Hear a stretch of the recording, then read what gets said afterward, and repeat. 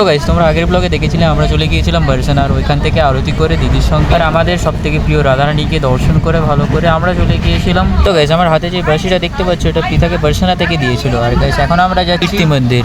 আর বৃন্দাবনে আরও একটি নতুন এপিসোডে তোমাদের স্বাগতম জানাচ্ছি। আর গাইস দেখো রাস্তার ধারে যে দেয়ালগুলো, এই পেন্টিংগুলো এতটাই সুন্দর যে কি বলবো গাইস, তোমরাই দেখো।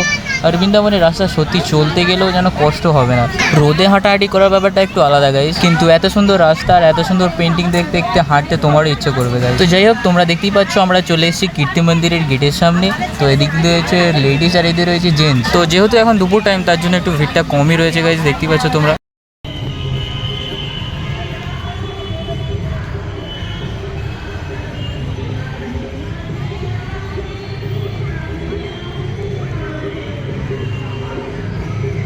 তো গাইস মন্দির তো এখন বন্ধ, হয়তো বিনোদের ভোগ লাগছে। তো গাইস চলো তোমাদের এইখানে আশেপাশে যেগুলো ধারে ধারে রয়েছে সেগুলো দেখাই যে এখানে কি কি রয়েছে।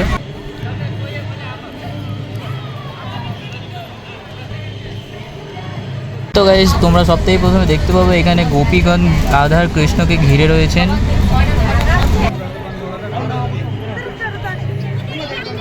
গাইস এইখানেও রাধা ও কৃষ্ণের রাস চলছে, রাসলীলা এরকমই কিছু বানিয়েছে গাইস।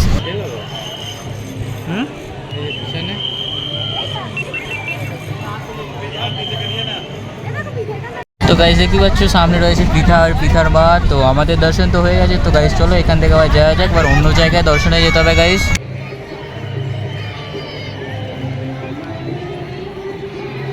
তো গাইস দেখো তারপরে আমরা চলে এসেছিলাম প্রেম সরোবর। আর গাইস তোমরা যদি বৃন্দাবনের আরও নতুন নতুন এপিসোড না যদি মিস করতে চাও তাহলে চ্যানেলটাকে এখনই সাবস্ক্রাইব করে নাও। তো আমরা এখন তো এসে গেছি প্রেম সরোবর। তো এখানেই আমাদের এখানে দুপুরে প্রসাদ পাওয়া হবে। তো গাইস দেখো এই হচ্ছে প্রেম সরোবর।